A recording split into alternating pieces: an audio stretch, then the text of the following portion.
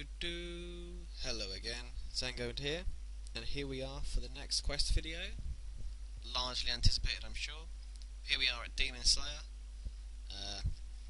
I've been talking to an old lady, the old gypsy, for a while, and she's now, I'm assuming this is a kind of flashback I'm involved in, and I'm looking at this fella, who is using Silverlight, the magic sword, to fuck some shit up. Excuse my French. And yeah, he wins, and he does the Final Fantasy VII celebration.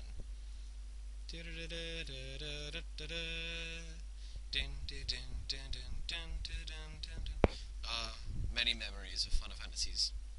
What great games they were. Anyway, as usual, this is RuneScape. We're doing a quest in order, as much as I can. This is obviously a role-playing game, and this is our first demon and our first magic sword. So perhaps they should have gotten us doing this before we had to cook some stuff. Or what was the other one? Cook's assistant. Oh, Restless Ghost. I suppose doing things that are undead is kind of RPG. But yeah, anyway, our first demon. The gypsy's giving us a code and a long load of things to talk about. It's probably the first meaty quest, this one. One of the first quests where you actually start needing to think. So she says that she gave the magic sword to, or the sword is currently in the possession of this man here, in Varrock Castle. Varrock Palace, I think it's called. So, I've ambled up to here to go and ask him for it, but of course this wouldn't be much of a quest if he gave it to us and we killed the demon. Apparently he left it under lock and key, more like locks and keys. There are 3 keys to get. He has one, another knight has one, and a wizard has one. But as usual, when looking after magic items, these people have accidentally dropped them in dungeons. I think there's a book written by Terry Pratchett that takes the mick out of this. It's the idea of like having loads of heroes sitting around a table talking about how they find, how do all these medikits get around these dungeons. They don't even play Lara Croft.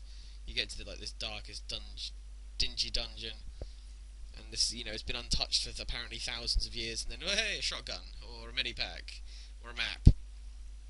Anyway, so you got these 3 options, or the 3 people he tells us we need to go to. The first one is apparently down this well, and this took me a while to work out.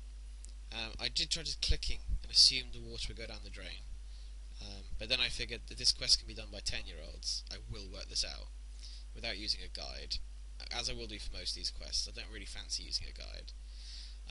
As normal with all my guides I'm doing, I'm also playing the game at the same time, trying to multitask. So sometimes I won't actually be talking about the screen because I'm too busy clicking. Right now I'm doing some hunter. I'm catching the ones that give stripy feathers, so it's the tropical wagtails. But I'm also able to cut 3 trees nearby, do some fire making. I'm only level like 3 or 4, so it's all very easy. Anyway, so after clicking here for far too long and being a bit of a dunce, I think to myself, well, what happens if I go inside? I got some water in a bucket, poured the water down the drain, went down to the dungeon to the west, or the east, sorry, and here it was. 1 key found. So quite happy with that. Worked that out for myself. Give myself a pat on the head. But basically it proves I'm a genius, surely, if I could solve an 11-year-old quest that was written for children. Anyway, so I pick it up, teleport to Lumbridge. I can't go anywhere else yet. My magic level, I believe in this quest, my magic level wouldn't have been anything over 10, maybe. It's now a little bit higher, but not much. So I ended up here, and I've walked off the way to the Magic Tower, sorry. Got to make my way up there.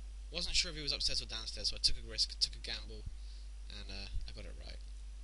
So you go up this first flight of stairs here, and your wizard sat inside. I was having a look around to see if he was outside, because there's a lot of wizards here. I like the outfit the wizards have. I really should get it for my magic, because I haven't got any magic gear yet. Like I say, couldn't be sure, was I downstairs or upstairs? So I figured, oh no, wait a minute, did I go downstairs? Oh, I went downstairs first, so no, I was wrong. 50% chance you get it wrong all the time. Such is life. Such is life. Anyway, so you go upstairs, you find the wizard. And it turns out, as with almost all wizards in any role-playing game, and in almost any fantasy book, he's scatterly brained and a bit of a tit, really. If you exclude Gandalf, but I don't know, take Merlin from Sword of the Stone. You know, he was a bumbling old pillock. Anyone from the Discworld books, they're all Egypts. Anything by Eddings, usually the wizards there have got more bad parts of them than good parts of them. I think the idea in role-playing games is generally that if one person's good at one thing, they fail at another. I mean, that's why we have, you know, you're a warrior, you're great with a sword, but you're terrible with magic. You're a ranger, you're agile, but have little health. Because otherwise, of course, you end up with, well, basically a paladin from World of Warcraft, which is a healing, tanking, damage-dealing monstrosity. But yeah, so that's why. So whenever you meet a wizard in these games, they're always a dunderhead. So he's asked for bones. There's some goblins up the top, so I've run outside. Gonna grab me some bones. Gonna give the bones to him. But yeah, don't include Gandalf in that, by the way. Gandalf would fuck shit up and was smarter than Hawkins, so don't like he doesn't count. But then that's Lord of the Rings, and it's somewhat special.